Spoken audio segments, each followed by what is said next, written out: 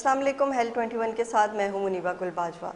Health 21 doctor Isa laboratories and diagnostic centre की जानिब से पेश किया जाता है और हम कोशिश करते हैं कि हेल्थ 21 में ऐसे मौजू का इंतखाब करें जिससे आपको और वालिदैन को अवेयरनेस हासिल हो और उन टॉपिक्स पे हासिल हो जो आपके बच्चों से, आपके फैमिली से डायरेक्टली रिलेटेड हैं। आज भी हमने कुछ इसी तरह का टॉपिक चूज़ किया है और उसका मौजू है effects of physical therapy and drug therapy in special child, यानी कि ड्रग थेरेपी और जो खुसूसी बच्चे हैं उनके ऊपर फिज़िकल थेरेपी के क्या इफ़ेक्ट्स होते हैं जब इलाज के दौरान। तो इस पर हमें ज्वाइन किया है स्टूडियो में, मेरे साथ हैं डॉक्टर परशोत्तम चिलानी और फिजियोथेरेपिस्ट हैं, इनको प्रोग्राम में खुशामदीद कहते हैं। अस्सलाम वालेकुम डॉक्टर साहब। मुझे ये बताइएगा, सबसे पहले जो एक इम्पॉर्टेंट सवाल जहन में आता है कि स्पेशल चाइल्ड की एक डेफिनेशन क्या है, किन बच्चों को हम स्पेशल चाइल्ड की कैटेगरी में लेकर आते हैं? अच्छा, स्पेशल चाइल्ड उनको बोलते हैं जो चैलेंज्ड हो, जो डिसेबल हो, जो चल नहीं सकते या किसी के मतलब किसी पे डिपेंडेंट हो, तो वो होते हैं स्पेशल चाइल्ड। वो काफ़ी तरह के होते हैं, जैसे कोई पैदाइशी कोई चैलेंज बनता होता है, डिसेबल होता है, या कोई मतलब रोड ट्रामा एक्सीडेंट के बाद बच्चा माजूर हो जाता है तो उसको स्पेशल चाइल्ड बोलते हैं। वो टोटली डिपेंडेंट होता है दूसरे पे, तो इसे हम स्पेशल चाइल्ड की कैटेगरी में रखते हैं। काफ़ी सारे रीज़न्स है कि भाई स्पेशल चाइल्ड किस तरह से हुआ, क्या हुआ। आजकल तो ये है कि स्पेशल चाइल्ड की फ्रीक्वेंसी इतनी बढ़ गई है कि मतलब कि 10 में से देखते हैं तो 5% 10% तो मतलब स्पेशल चाइल्ड है ही है, हर घर में देखा गया। स्पेशली कराची में जहाँ पे मैं काम कर रहा हूँ तो मतलब 100 में से आप देख लें 80% तो मतलब ये है कि हर घर में देखेंगे तो एक स्पेशल चाइल्ड होगा ही होगा। स्पेशल चाइल्ड मतलब disabled, totally dependent to the parents. क्यों इस तरह क्यों है सिटीज़ में, क्यों इस तरह के स्पेशल चाइल्ड में इजाफा देखा जा रहा है? क्योंकि स्पेशल चाइल्ड में दोनों तरह की कैटेगरीज हैं, जो कि फ़िज़िकली भी डिसेबल हैं और मेंटली भी डिसेबल हैं। तो 80% की जो तादाद है ये बहुत ज़्यादा नहीं है क्या? क्या प्रॉब्लम्स हैं ज़्यादा? अच्छा, ये है कि देखा गया है ना कि अभी जो कराची में देखा गया है तो इतनी ज़्यादा तादाद इस वजह से कि कज़न मैरिज का भी रेशो बहुत है, सही है। और पेरेंट्स की अवेयरनेस भी नहीं है कि हमारा जो बच्चा है पैदा हुआ उसके बाद ये मतलब बैठना सीख रहा है या नहीं, तो उनको इस चीज़ की कोई गाइडलाइन नहीं होती है। तो वो आहिस्ता आहिस्ता उनको अवेयरनेस नहीं होती, इस वजह से वो बच्चा वो चैलेंज में हो जाता है, फिर वो स्पेशल कैटेगरी में चला जाता है जिसे बोलते हैं स्पेशल चाइल्ड। तो यही एक मेन वजह है कि उनको कोई मतलब वो नहीं है, कोई नॉलेज नहीं है कि हमारा बच्चा मतलब क्या है, आगे जाके चलेगा भी उसे या क्या बैठेगा। प्रॉब्लम्स हो रही हैं जी, बेसिकली? ठीक है। इसलिए। अच्छा, मुझे ये भी बताइएगा कि जब हम इसकी बात करते हैं स्पेशल चाइल्ड में, क्या हम उन बच्चों को भी शामिल कर सकते हैं जो पैदाइशी तौर पे सही पैदा हुए हों लेकिन कोई ऐसी बीमारियां जैसे पोलियो की वजह से इफेक्ट हो गए हों, क्या वो भी स्पेशल चाइल्ड में आएंगे? जी जी जी, वो बिल्कुल वो स्पेशल चाइल्ड कैटेगरी में आएंगे। क्योंकि पोलियो का है तो एक तो मेजर केस ये है कि पोलियो में लोअर लिम्ब जो हमारे हैं, जैसे दोनों टांगे और जो हाथ है वो काफ़ी कमज़ोर होता है, तो वो उसमें अपनी वो एक्टिविटी, डेली लाइफ एक्टिविटी नहीं कर सकते, तो वो तो टोटल स्पेशल कैटेगरी में आ गया। क्योंकि वो अभी व्हील चेयर पर भी कभी आते हैं, कभी किसी सहारे से आते हैं, क्रचिस वगैरह यूज़ करके आते हैं, तो वो सारे जो डिपेंडेंट होते हैं वो स्पेशल कैटेगरी में आते हैं। ठीक है। इसी तरह वो बच्चे जो अर्ली एज में किसी एक्सीडेंट का शिकार हो जाते हैं और उससे कोई माजूरी हो जाए, उसको भी हम कंसीडर करेंगे? अच्छा, अगर एक बच्चा है बिल्कुल चल फिर रहा है, सही है, वो मतलब 9 माह का हो गया, उसने चलना सीखा, बैठना सीखा, गर्दन वगैरह उसकी सब सही थी, बाज़ औक़ात वो गिर जाता है कहीं से या बाइक से गिर जाए पेरेंट्स की गलती की वजह से, तो फिर वो अगर माजूर होता है तो फिर वो स्पेशल कैटेगरी में आएगा। वैसे तो वो स्पेशल चाइल्ड नहीं है, लेकिन वो अगर गिरता है, वो डिसेबिलिटी कैटेगरी में आ गया, तो इसे समझो वो स्पेशल चाइल्ड है। सही। अच्छा, मुझे ये भी बताइएगा कि स्पेशल चाइल्ड के लिए जो थेरेपीज़ हैं वो यूज़ की जाती हैं, एक फ़िज़िकल थेरेपी यूज़ की जाती है, एक ड्रग थेरेपी यूज़ की जाती है, बेहतर कौन सी है? अच्छा, देखा गया कंपैरिजन में कि अब ड्रग थेरेपी अब देंगे तो वो मतलब ये है कि पेशेंट ने मतलब मेडिसिन वगैरह ले ली तो बस वो मुबाल होके सो गया है।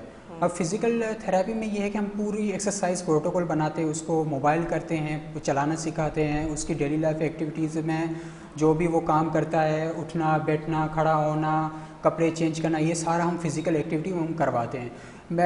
ड्रग थेरेपी में ये होता है कि बस उसने ड्रग ले ली, उसने अपना काम कर दिया। जैसे मसल जो टाइट होते हैं, जैसे सीपी में हो गया तो उसमें मसल काफ़ी अकड़ाट होते हैं, तो वो जैसे हम मेडिसिन देते थोड़ा बहुत मसल रिलैक्स हो जाता है, लेकिन ये है कि वो प्रॉपर जो एक्टिविटीज़ के काबिल होता है वो प्रॉपर नहीं होता, जो कि हम फिज़िकल थेरेपी दे के, ट्रीटमेंट दे के उस तरह उसको हम इंडिपेंडेंट बनाते हैं। इस कामों में। अच्छा डॉक्टर साहब, मैं एक दफ़ा दोबारा आपसे ये पूछना चाहूँगी कि जो कज़न मैरिजेस की वजह से आपने बताया कि इतनी ज़्यादा तादाद में जो है वो स्पेशल चिल्ड्रन में इजाफा हो रहा है, तो इसके लिए आप अवेयरनेस के लिए कुछ कहना चाहेंगे, ख़ासतौर पे कज़न मैरिजेस के लिए? देखिए, अभी तो काफ़ी पेरेंट्स को भी ये पता है कि काफ़ी पेरेंट्स भी पढ़े लिखे होते हैं। जो नहीं लिखे पढ़े लिखे होते हैं तो उनको हम काउंसलिंग करते हैं, जेनेटिक काउंसलिंग जिसे बोलते हैं कि अगर आपका एक बच्चा स्पेशल हो गया है तो आप कोशिश करें कि जो स्पेशल बच्चा है आगे उसकी शादी इस तरह से रोकें ताकि वो आगे बढ़े ना, ये जो डिसेबिलिटी है। तो इस तरह से हम उनको गाइडलाइन देते हैं। अच्छा, ये भी देखा गया है कि मखसूस जो कुछ इस तरह के सेक्ट्स हैं या कुछ इस तरह के ख़ानदान हैं वो बिल्कुल शादियाँ जो है वो बाहर नहीं करते हैं और वो अपने ख़ानदान में करते रहते हैं, जिसकी वजह से हमने देखा है कि हर ख़ानदान में उनके जो फैमिली में एक कोई ना कोई डिसेबल बच्चा होता है। तो वो क्या उनके लिए कोई अवेयरनेस के लिए बात करना चाहेंगे, क्योंकि अगर जेनेटिकली एक फ़ॉल्ट आ रहा है और मज़ीद ये चलता जा रहा है तो इस तरह तो बच्चे बढ़ते ही जाएंगे, कभी ये तादाद कम नहीं होगी। अच्छा, इसके लिए ये है कि कोशिश किया करें कि मतलब फैमिली से बाहर या रिलेटिव से बाहर ही शादी करें, क्योंकि आप में मतलब ये है कि मुस्लिम कैटेगरी में ये है कि वो तो ज़्यादातर फैमिलियाँ में ही कज़न मैरिज ही करते हैं, तो इस वजह से इसका नतीजा ये निकलता है कि वो बच्चे बेचारे माजूर होते हैं।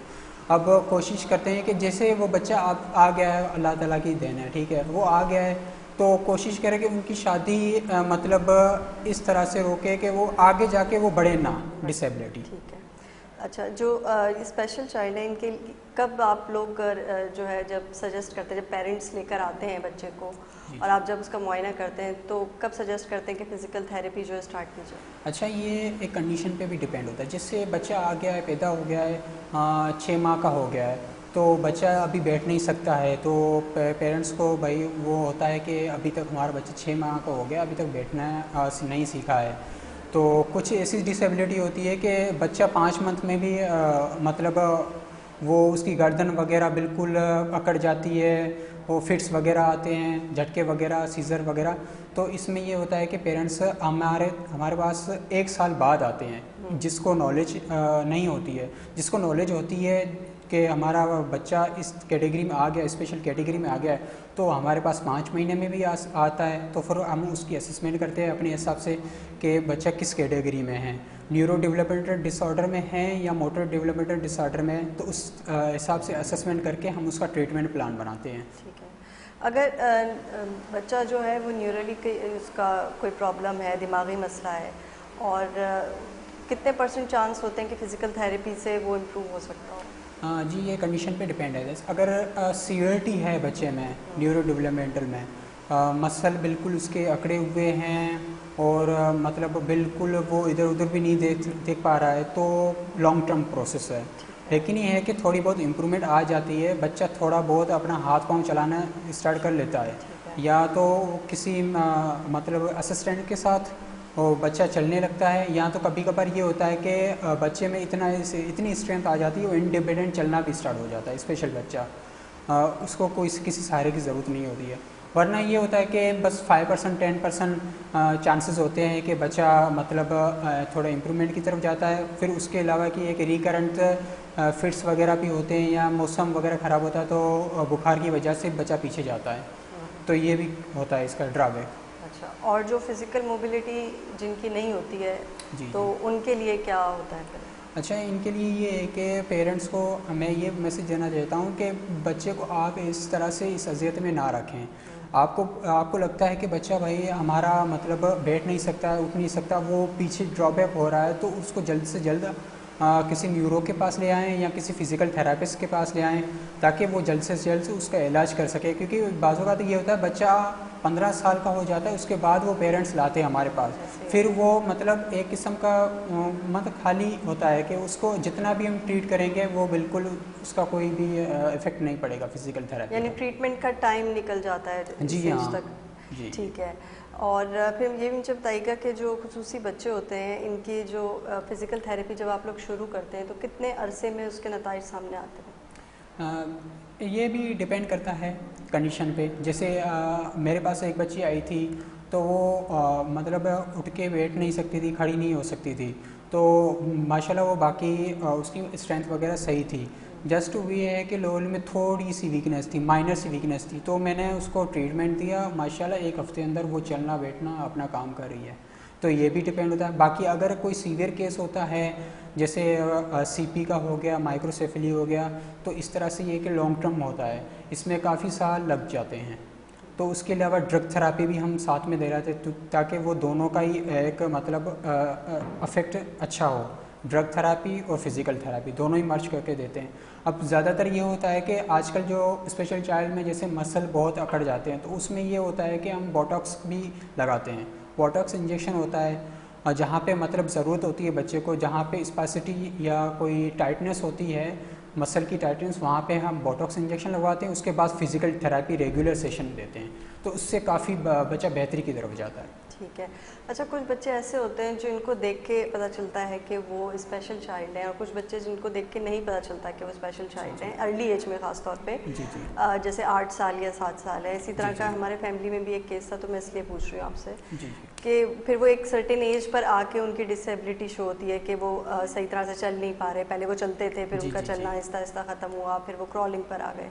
तो ये कौन सी बीमारी है, या इसका इलाज मुमकिन है या नहीं है? अच्छा, ये जो आप बोल रहे हैं ये न्यूरो डेवलपमेंटल है। अच्छा। अच्छा, न्यूरो डेवलपमेंटल में क्या होता है, काफ़ी तरह के, जैसे डाउन सिंड्रोम हो गया। डाउन सिंड्रोम तो फीचर्स है, आपको पता चल हाँ, जाएगा बिल्कुल। कि ये बच्चा स्पेशल चाइल्ड है। अब ज़्यादातर क्या होता है, ऑटिज़म वाला केस जो है, ऑटिज़म में ये होता है कि बच्चा पैदा तो हो गया, वो तो मतलब इंटरेक्ट कर रहा है आपके साथ, आहिस्ता आहिस्ता वो रिग्रेशन में चला जाता है, वो सोशली इनएक्टिव हो जाता है। फिर मतलब ना किसी से वो मिलता है, ना बात करता, ना आई कांटेक्ट वगैरह ये करता है। तो ये है ना, आहिस्ता आहिस्ता हमें पता चल जाता है, फिर वो स्पेशल कैटेगरी में आता है जिसे हम कहते हैं ऑटिज़म। वो उसका सोशल इंटरेक्शन इतना कट ऑफ हो जाता है कि वो अपने मतलब रिलेटिव को नहीं पहचान पाता। तो ये सोशल इंटरेक्शन की वजह से वो मतलब डिसेबिलिटी की तरफ जाता है, जिसे ऑटिज़म कहते हैं। ये न्यूरो डेवलपमेंटल डिसऑर्डर है। अच्छा, मुझे ये भी बताइएगा कि आज से 15-20 साल पहले जो स्पेशल चाइल्ड थे उनको डिसेबल पर्सन कह के या डिसेबिलिटी के नाम से जो है वो पुकारा भी जाता था और जी ट्रीट जी भी किया जाता था। जी जी एक चेंज हमने ये देखा कि 15-20 सालों में जो है स्पेशल का वर्ड यूज़ करने लगे। जी तो कितना फ़र्क पड़ता है कि जब आप पेरेंट्स जो हैं वो सुनते हैं कि हमारा बच्चा स्पेशल चाइल्ड है, या उनको ये कहा जाए कि आपका बच्चा माजूर है, इसका कितना साइकोलॉजिकल इम्पैक्ट होता इसका है? पेरेंट्स का तो ज़ाहिर सी बात है। अब जिसका बच्चा है वो स्पेशल होगा, तो पेरेंट्स तो मतलब वो तो यही सुन के मतलब हैरान होते हैं कि हमारा बच्चा इस तरह से क्यों हुआ है, माजूर क्यों हुआ, क्योंकि एक तो नॉलेज नहीं होती है उनको पेरेंट्स को, दूसरे तो वो तो अल्लाह ताला की देन है कि वो स्पेशल हो गया है, तो चलो सही है। अब ये होता है कि 15-20 साल के बाद अगर बच्चा चलने लग जाता है, अपना घर का काम वगैरह या अपना खाना पीना सब अपने हाथ से कर जाता है, फिर वो स्पेशल कैटेगरी में नहीं होता है। अगर वो फिर भी टोटली डिपेंडेंट है, उसको खड़ा करना पड़ता है, उसको बिठाना पड़ता है, खिलाना पड़ता है, फिर वो स्पेशल कैटेगरी में है। तो ये है कि पेरेंट्स के लिए ये ड्रॉबैक है कि देखा गया है कि स्पेशल चाइल्ड के हवाले से कि पेरेंट्स के साइकोलॉजिकली भी काफ़ी सारे इफ़ेक्ट होते हैं। वो खुद भी मतलब इतना सोशली इंटरेक्ट नहीं कर पाते, वो भी काफ़ी चिड़चिड़े होते हैं, उनके भी मतलब सोशल इंटरेक्शन इतना ज़्यादा नहीं होता, क्योंकि वो अपने बच्चे में ही लगे रहते हैं। तो ये ड्रॉबैक होता है पेरेंट्स के लिए। अच्छा, फिर हम वालिदैन की बात करें तो उनके लिए होम गाइडलाइंस क्या होनी चाहिए, ख़ासतौर पर उनके खुसूसी बच्चे के लिए? अच्छा, जैसे हमारे पास जो आता है सीपी आ गया, स्पाइन बाइफिटा डिलेड माइलस्टोन का, तो हम उस जैसे सीपी वाला तो बच्चा चलो थोड़ा इंटेलेक्चुअली थोड़ा बहुत इंटैक्ट होता है, लेकिन कुछ ऐसे होते हैं जिसको झटके आते हैं, फिर इंटेलेक्चुअल डिसेबिलिटी में चले जाते हैं। अच्छा, उनको हम गाइडलाइन ये देते हैं, जैसे हमने फिजियो करवा ली है कि भाई आपको ये वाली एक्सरसाइज करनी है, तो उनको होम प्लान भी हम बताते हैं कि आपको ये वाले घर पे भी करवानी है। जो हमें करवानी होती है हम वो अपने इन पेशेंट क्लिनिक में करते हैं। जो आउट पेशेंट हम उनको गाइड करते हैं, वो हम 15 मिनट का सेशन उनको गाइड करते हैं ताकि वो मतलब बच्चा मोबिलाइज रहे, उसके पट्टे अकड़े ना ज़्यादा। तो ये हम पेरेंट्स के लिए गाइडलाइन देते हैं। अच्छा, ये कितना ज़रूरी है कि जो स्पेशल चाइल्ड की जो ज़रूरियात को वालिदैन कैसे पहचानेंगे कि इसको क्या क्या ज़रूरत है और किस टाइम पे क्या चीज़ होनी चाहिए इसके लिए? अच्छा, ये जैसे नॉर्मल बच्चे को भूख लगती है, तो वो भी नॉर्मल बच्चा रोक के रिएक्ट करता है, तो ये भी इस तरह से रिएक्ट करता है कि मुझे भूख लगी है। तो वो पेरेंट्स को भी इस चीज़ का मतलब अंदाज़ा हो जाता है कि बच्चे को क्या चीज़ चाहिए क्या नहीं। जैसे हम करते हैं कि टॉयज़ वगैरह रख लेते हैं, तो बच्चा उससे भी इंटरेक्ट होता है कि उसको ये चाहिए एक चीज़। तो वो है कि उसमें वो चीज़ होती है, स्पेशल भले हो लेकिन उसके ये है कि थोड़ा इंटेलेक्चुअली थोड़ा बहुत वो नॉर्मल होता है, तो वो रिएक्ट कर जाता है इस चीज़ों को। अच्छा, एक स्पेशल चाइल्ड के लिए उसकी डेली रूटीन बनाना कितना इम्पोर्टेंट है पेरेंट्स के लिए? जी ये बहुत इम्पोर्टेंट है, ये जो आपने सवाल पूछा ये बिल्कुल एग्जैक्ट है कि अच्छा एक तो ये होता है कि पेरेंट्स का भी खुद भी अपना जैसे घर चलाना, जैसे हाउस वाइफ होगी उसका एक बच्चा स्पेशल चाइल्ड है, उसको घर भी चलाना होता है, दूसरे बच्चों को भी संभालना होता है, इसको भी संभालना होता है, तो उनके लिए काफ़ी मुश्किलात होती है। अच्छा ये होता है कि अगर मतलब बच्चे स्पेशल एक है बाकी थोड़े नॉर्मल है तो बच्चा मतलब थोड़ा कंपनसेट हो जाता है। अगर किसी के दो दो बच्चे स्पेशल होते हैं तो काफ़ी उनके लिए मतलब मुश्किलात का सामना होता है। फिर तो वो है कि एक बच्चा तो मतलब टोटली डिसेबल, टोटल इंडिपेंडेंट रहेगा, डिपेंड रहेगा, बाकी जो है उस पर एक मदर इस एक पे ही मतलब अपना वो है ना जोर देगी कि मुझे इस पे ही काम करना है। ये ऐसे मैंने केस काफ़ी देखे, घरों में देखा है कि बच्चा मतलब दो दो तीन तीन बच्चे घर में यानी स्पेशल होते हैं, लेकिन ये है कि पेरेंट्स को अब क्या करना है कि काफ़ी भी दूसरे भी काम करने होते हैं, इस वजह से सिर्फ एक को ही मतलब वो अपना टेक केयर करते हैं, बाकी को थोड़ा इग्नोर, नेगलेक्ट, सेल्फ नेगलेक्ट जिसे बोलते हैं वो करते हैं। वो करते हैं। अच्छा, मुझे ये भी बताइएगा कि जैसे आपने बताया पेरेंट्स के लिए बड़ी मुश्किलात होती हैं और स्पेशल चाइल्ड को जो है हैंडल करने के लिए, उसको डेली लाइफ के रूटीन में लाने के लिए जी कितना उनको जो है वो स्टेमिना यानी कितना सब्र और किस तरीके से कम्युनिकेट करना चाहिए अपने बच्चे से ताकि उसको एक बेहतर इन्वायरमेंट मिल जी सके? जी। अच्छा ये कम्युनिकेशन जो स्पेशल के लिए ये है कि बच्चा तो स्पेशल है, उसको ना दिन का पता ना रात का पता, ठीक है। उसको बिल्कुल नरमी से प्यार से मनाना पड़ता है। जैसे हमारे पास फिजियो के लिए आते हैं तो बहुत रोते हैं, तो हम भी उसको टॉयज़ वगैरह देख के उसको उसका माइंड डाइवर्ट करते हैं ताकि हम अपनी फिजियो अपनी स्टार्ट करें। तो ये है कि इनको बड़ी नरमी से पेश आना होता है, क्योंकि ज़्यादा चिल्लाएंगे तो वो भी मतलब उसका ड्रॉबैक होगा। तो ये कि बिल्कुल नरमी से और प्यार से हम उनको मतलब गाइडलाइन ये भी पेरेंट्स को देते हैं, इनको इस तरह से इसको ले आना है। अच्छा, पेरेंट्स के लिए मैं एक और ये पूछना चाहूँगी कि सपोर्ट ग्रुप या दूसरी फैमिलीज़ जिनके बच्चे स्पेशल हो उनके साथ जुड़ना जो है वो कितना फ़ायदेमंद साबित होगा उनके लिए? सही। जो ये आप सोशल का आप मतलब कह रही हैं कि सोशली उनको किस तरह से हम माने इंटरेक्ट करवाएं, जैसे ये है कि आपने देखा होगा काफ़ी सेंटर है, इंस्टीट्यूट है स्पेशल चाइल्ड का, तो उसमें मतलब प्ले ग्राउंड बना हुआ होता है स्पेशल चिल्ड्रन के लिए। तो ये चीज़ें इस वजह से है कि जो स्पेशल चाइल्ड है वो थोड़ा इंटरेक्ट करे जो नॉर्मल बच्चा है उसके साथ, उसको देखे उसकी तरह रिएक्ट करे जो नॉर्मल है। तो इसका जो ये इंस्टीट्यूट बड़े बड़े इनका मकसद यही है कि उसकी उस कैटेगरी में लाए बच्चे को, नॉर्मल कैटेगरी में, ताकि चलो फिजिकली तो वो डिसेबल है तो इंटेलेक्चुअली डिसेबल ना हो। तो ये चीज़ है इंटरेक्शन का। अच्छा, मेरा एक और सवाल इसी से जुड़ा हुआ है कि जो सपोर्ट ग्रुप्स होते हैं पेरेंट्स के लिए, क्योंकि जैसे आपने बताया पेरेंट्स के एक से ज़्यादा अगर स्पेशल चाइल्ड हैं तो वो बहुत डिस्टर्ब हो जाते हैं, जी उनको जी। कितना ज़रूरी है कि इसी तरह की फैमिली से, इसी तरह के पेरेंट्स से मिलें ताकि वो अपने बच्चे के लिए सही फैसला ले सकें? जी ये तो काफ़ी ज़रूरी है। इनके लिए सेशन भी हम रखते हैं, पेरेंट्स मीटिंग भी रखते हैं, इनको गाइडलाइन देते हैं कि मतलब अगर एक से ज़्यादा है आपके घर में स्पेशल चाइल्ड, अगर वो हाउस वाइफ है उसको मैनेज कर रही है तो मतलब किस तरह से उनको इंटरेक्ट करना है, बाकी फैमिली में किस तरह से मिलना है, ये वो ज़्यादातर तो ये होता है कि जो हाउस वाइफ होती है तो वो बस अपने बच्चों में ही लगी रहती है, तो उनका मतलब सोशल लाइफ काफ़ी डिस्टर्ब होता है। बाकी कुछ ऐसी हैं जो हम गाइडलाइन देते हैं तो अवेयरनेस देते हैं, तो उसमें ये कि काफ़ी उसको फ़ायदा होता है, तो वो मेंटली थोड़ा मतलब रिलैक्स होती हैं।